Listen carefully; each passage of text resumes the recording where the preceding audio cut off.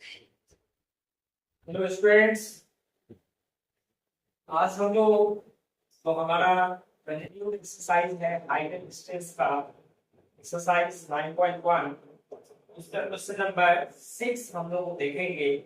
इससे पिछले क्लास में क्वेश्चन नंबर 5 जो है वो हम लोगों ने देखा था।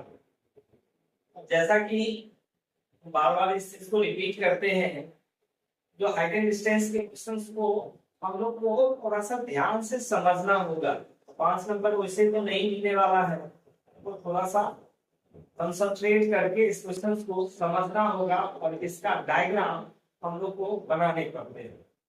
जब डायग्राम आपका बनेगा तभी आप क्वेश्चन बना सकते हैं, अन्यथा क्वेश्चन नहीं बन पाएगा इसका। देखिए इसका क्वेश्चन नंबर 6 क्या करता है, कहता है ए 1.5 मीटर टॉल बॉय। टॉल मतलब क्या, लंबा। कहता है एक लड़का है जिसका हाइट कितना है 1.5 मीटर, उसका ग्राउंड से हाइट। इस लड़के का हाइट दिया हुआ है। Is standing at some distance from a 30 meter tall building. Tall building मतलब लंबा बिल्डिंग। एक बिल्डिंग दिया हुआ है जिसका हाइट कितना है 30 मीटर का हाइट है उस बिल्डिंग का। एक लड़का है उस बिल्डिंग से कितना, मतलब बिल्डिंग का हाइट है 30 मीटर और लड़के का हाइट है 1.5 मीटर, जो उस बिल्डिंग से कुछ दूरी पर खड़ा है। Standing at some distance from building, मतलब उस बिल्डिंग से सम मतलब कुछ दूरी पर वो खड़ा है। चलिए बस हम लोग यहाँ देखें, उसके अनुसार सबसे पहले हम लोग क्या करते हैं, उसका डायग्राम बनाने का कोशिश करते हैं। देखिए ये लड़का हमारा हो गया, ये हो गया, यहाँ ये ग्राउंड हो गया हम लोग का, और यहाँ मान लेते हैं ये बिल्डिंग, ये हमारा क्या हो गया बिल्डिंग। इस लड़के का हाइट आपको दिया हुआ है, इस लड़के का हाइट है 1.5 मीटर।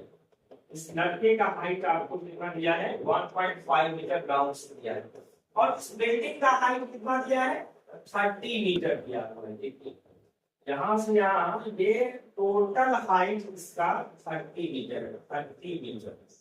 यहाँ से यहाँ ये टोटल हाइट आपको 30 मीटर दिया हुआ है। इस दोनों के बीच का डिस्टेंस नहीं पता है।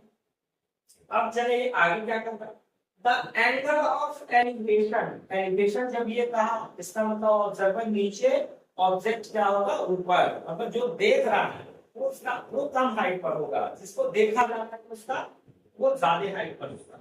तो the angle of elevation from his eyes. अब यहाँ ध्यान देने की बात है, कहता है वो लड़का है, सपोज कीजिए जो आप ही करें, चाहे मैं खड़ा हूं यहाँ, और हमारे आंख से, हमारा आंख कहाँ है यहाँ पर है, जो ग्राउंड से हाइट पर है ना आंख, कहता है उसके आईज से उस बिल्डिंग का टॉप बिल्डिंग का angle of elevation from his eye to the top of the building. उस बिल्डिंग का जो टॉप है उसका उसके आईज से angle of elevation increased from 30 to 60 degree. अब यहाँ फिर समझना है अच्छी तरह कि उसका एंगल ऑफ एलिवेशन जो है आईज से वो 30 डिग्री से बढ़ करके, इंक्रीज मतलब बढ़ना, बढ़ करके कितना होगा 60 डिग्री। अब आप गौर करेंगे, कोई भी फिगर को हम लोग बनाते हैं उस फिगर में क्या होता है, वो पॉइंट ग्राउंड का जो पॉइंट जितना नजदीक होगा एंगल ऑफ एलिवेशन उतना ज्यादा होता है, जितना दूर होता है एंगल ऑफ एलिवेशन उतना कम होता है। ठीक है, जैसे सपोज कीजिए यहाँ हम बनाते हैं ये कोई भी चीज है, और यहाँ इस डिस्टेंस से आप लीजिएगा, इस डिस्टेंस से देखिए ये एंगल, और किसी को हम क्या करते हैं यहाँ बना रहे हैं और डिस्टेंस क्या है यही दे देते हैं। अब यहाँ से देखिए आपको दिखने में ही लग रहा होगा ये एंगल क्या है छोटा है, ये एंगल क्या है बड़ा है, मतलब जो पॉइंट है ग्राउंड पर वो उसके जितना नजदीक होगा उसका एंगल ऑफ एलिवेशन उतना ज्यादा होगा, और जितना ज्यादा डिस्टेंस रहेगा एंगल ऑफ एलिवेशन उतना कम होगा। इसका मतलब क्या हुआ, लड़का तो करता है तो आंख से एंगल ऑफ एलिवेशन 30 से बढ़कर 60 डिग्री, मतलब ये हो गया। लड़का पहले क्या था बिल्डिंग से अधिक दूरी पर था, अब वॉक करके, वॉक मतलब पैदल चल करके, जैसे सपोज कीजिए मैं यहाँ खड़ा हूँ तो यहाँ से हमारे आंख से उसका एंगल ऑफ एलिवेशन क्या है 30 डिग्री, और मैं कुछ दूर चला यहाँ से चल के यहाँ आ गया, यहाँ आने के बाद हमारे आंख से उसका एंगल ऑफ एलिवेशन कितना हो जाता है, 60 डिग्री हो जाता है। यही चीज कह रहा है, वो लड़का पहले यहाँ खड़ा था, इसके आंख से पहले एंगल ऑफ एलिवेशन कितना है, 60 डिग्री। तो देखिए अब यहाँ से कैसे बनेगा इसके आंख से, तो हम लोग क्या करते हैं, इस ग्राउंड के पैरेलल में समांतर में एक रेखा खींच देंगे, और यहाँ से इसका आंख यहाँ मान लिया है, और इसके आंख से इसका एंगल ऑफ एलिवेशन यहाँ हमने 30 डिग्री बना दिया। ये हो गया एंगल ऑफ एलिवेशन। यहाँ पहले वो लड़का था, अब जैसे हमने कहा वो लड़का चल के यहाँ से यहाँ आ जाता है। अब उसी तरह इस फिगर को लाना है, ये लड़का यहाँ से यहाँ आ गया, चलो यहाँ आ गया। अब यहाँ से एंगल ऑफ एलिवेशन कितना हो जाता है, 60 डिग्री हो जाएगा। ये हमारा एंगल ऑफ एलिवेशन 60 डिग्री। पहले ज्यादा दूर था 30 डिग्री, नजदीक आ गया एंगल ऑफ एलिवेशन बढ़ गया 60 डिग्री, ये आपको बढ़ गया। He walks towards the building. अब कहता find the distance he walked towards the building. आपको निकालना क्या है, जैसे यहाँ वो खड़ा था और यहाँ से चल के यहाँ आया, तो कितना दूर वो चल के आया, वो आपको डिस्टेंस निकालना है। तो यहाँ पर अगर मान लीजिए यहाँ से यहाँ ये कितनी दूर वो चल के आया, पहले यहाँ था, यहाँ से चल के कहाँ आया, यहाँ, मतलब आपको यही निकालना है, ये दूरी कितना चला गया। अब एक दो चीज आपको ध्यान रखनी है, यहाँ देखिए ये 1.5 है, ये भी हमारा कितना हो जाएगा, 1.5 मीटर हो जाएगा, क्योंकि सभी लाइंस पैरेलल, ये इसके पैरेलल है। दो पैरेलल लाइन के बीच का डिस्टेंस हमेशा क्या रहता है, कांस्टेंट रहता है। हम लोग पैरेलल लाइंस के बारे में, समांतर रेखा के बारे में जानते हैं, जो दो समांतर रेखाएं के हर एक पॉइंट का डिस्टेंस क्या रहता है, कांस्टेंट। यहाँ जो हमने इसको ऊपर खींचा है वो इसके समांतर में पैरेलल में खींचा गया, इसका लेंथ यहाँ पर होगा उतना ही ये भी होगा, ये 1.5 है, ये भी 1.5। अब ये बेसिक तो टोटल है 30, लेकिन हमको ट्रायंगल बना है यहाँ से, इस ट्रायंगल का हाइट हमको चाहिए। अब इस ट्रायंगल का हाइट देखिए कितना होगा, तो चलिए इसको हमने मान लिया ए, इस पॉइंट को बी मान लेते हैं, इस पॉइंट को सी, इस पॉइंट को डी, हमने माना A B C and D. अब नीचे वाले पॉइंट को भी मान लेते हैं, इसको मान लेते हैं ई एफ और इसको जी मान लेते हैं, पॉइंट को पॉइंट मान लेने से क्या होगा, हम लोग कोई भी कैलकुलेशन करेंगे वो हमारा क्या रहेगा, क्लियर रहेगा। चलिए इसको हम बना दें, जब यहाँ हम लोग कैलकुलेशंस करेंगे तो सबसे पहले हम लोग क्या करते हैं, इस ए बी का वैल्यू निकालते हैं। इसलिए यहाँ पे BC, अब आपको दिख रहा होगा, आपको फाइंड क्या करना है, you have to find the distance DC। आपको इस DC डिस्टेंस को फाइंड करना है। देखिए इसका वैल्यू कैसे मिलेगा, देखिए अगर ये टोटल लेंथ BD, ये BD आपको पता चल जाए और ये BC पता चल जाए, BC हो गया, BD जहाँ टोटल डिस्टेंस हो गया, तो टोटल डिस्टेंस पहले हम लोग निकालेंगे और उसमें से BC का वैल्यू सब्ट्रैक्ट कर देंगे, तो DC का वैल्यू हम लोग को ऑटोमेटिकली निकल जाएगा। उसके लिए क्या करना होगा, इसका देखिए हम लोग को AB का वैल्यू निकालते हैं। AB का वैल्यू कैसे निकलेगा वो देखो, ये AB हमारा है, AB इक्वल्स टू क्या होगा, इस टोटल में से BE को माइनस कर देंगे, ये जो टोटल है AE उसमें से BE को माइनस कर देंगे, AB बचेगा, AB इक्वल टू हो जाएगा AE माइनस BE। देखिए AE हमारा कितना है 30 और माइनस ये BE कितना है 1.5। अब इसको आप सब्ट्रैक्ट कर देंगे, 30 में से 1.5 घटाएंगे, कितना आ जाएगा, ये आ जाएगा 28.5 मीटर। ये AB का लेंथ निकल गया। इसमें स्टूडेंट्स गलती क्या करते हैं, लेकिन 30 मीटर इस AB को मान देते हैं, AB को जब ये 30 मीटर मानिएगा आपका वो क्वेश्चन वही गलत होता है। हमारे आंख से उसका एंगल ऑफ एलिवेशन का कैलकुलेशंस किया जा रहा है, उसका आंख का हाइट मतलब जस्ट उसका हाइट के इक्वल को हम मानते हैं। ये 1.5 सब्ट्रैक्ट हो गया तो AB का वैल्यू निकलेगा। अब हम लोग को क्या चाहिए, दो चीजें करनी है, एक BD का वैल्यू चाहिए, एक BC का वैल्यू चाहिए। तो BD के लिए क्या होगा, BD कब निकलेगा, जब ABD उसमें BD निकलेगा, ये हाइट को दोनों ट्रायंगल के लिए AB ही रहेगा।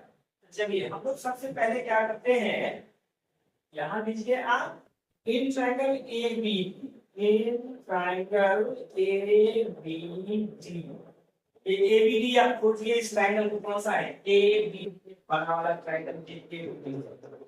इस ट्राइंगल का हाइट आपको पता है, परपेंडिकुलर AB और बेस BD निकालना है, परपेंडिकुलर मालूम है और बेस निकालना है, P/B।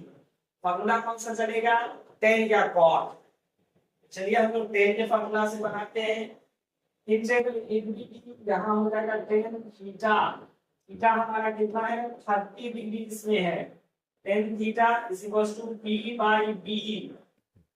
अब देखिए ये परपेंडिकुलर कितना हो गया हमारा, परपेंडिकुलर है AB और ये बेस है BG।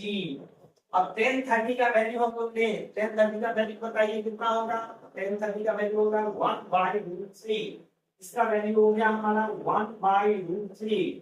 और AB कितना है 30 और BD आपको नहीं पता है। अब इसको क्रॉस मल्टीप्लाई कर देना है, BD को 1 से मल्टीप्लाई करेंगे BD और 30 को √3 से, ये कितना हो जाएगा 30√3 मीटर। हम लोगों ने BD का वैल्यू हम लोग पता चल गया कि BD का वैल्यू कितना है।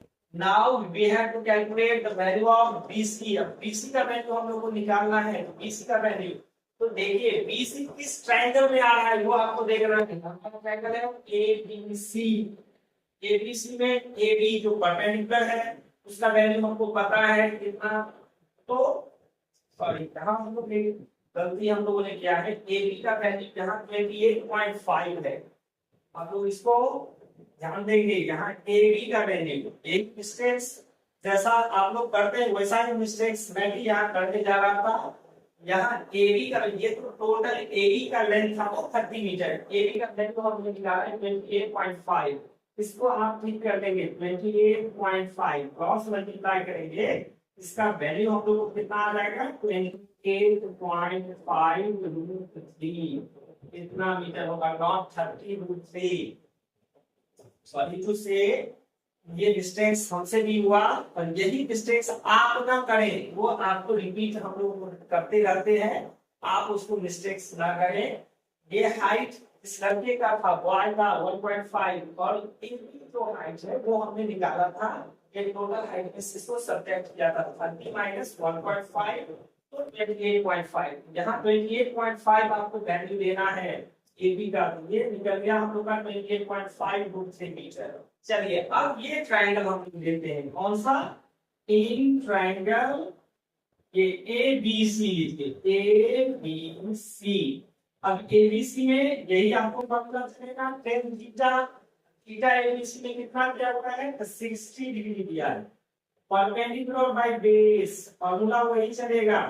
परपेंडिकुलर क्या है आपका AB और बेस हमारा क्या है, बेस हो गया BC। अब चलिए यहाँ हम लोग कैलकुलेट करते हैं, चलिए tan 60 का वैल्यू कितना होता है √3 और ये हमारा AB का लेंथ याद रखना है 28.5 है और by BC, AB by BC। चलिए अब इसको कैलकुलेट करते हैं, क्रॉस मल्टीप्लाई करेंगे, ये हो जाएगा √3 into BC equals 28.5। Therefore BC equals क्या होगा, BC इक्वल्स होगा 28.5 बाय √3। अब इसको रेशनलाइज हम लोग करेंगे, क्योंकि वहां तो था √3 ऊपर आया था, यहाँ नीचे है, इसको हम लोग क्या करेंगे √3 से ऊपर और √3 से नीचे गुना कर देंगे, तो इसलिए BC को क्या आ जाएगा, देखिए 28.5 √3 3। अब 3 से 28.5 को आप काटिए तो 3 9 जा कितना होता है 27 और पॉइंट 35 जा, इसका वैल्यू BC का वैल्यू हम लोग को आ गया 9.5 मीटर। ये BC का वैल्यू, दो वैल्यू हम लोग को मिला, एक BD का वैल्यू मिल गया 28.5 और BC का वैल्यू मिल गया 9.5। अब लेके रिक्वायर्ड क्या है, D से C, पहले लड़का कहाँ था D पर, उसका नहीं था, अब कहाँ गया C पर, DC आपको निकालना है। यहाँ पर हम लोग लिखेंगे, देखिए यहाँ होल में हम टोटल में लिखते हैं चाहे यही लिखिए, जहां भी आ जाएगा हम लोग का, यहाँ लिखेंगे now DC equals to, DC equals to क्या होगा, PT minus BC, PT minus BC, ये हो जाएगा हमारा।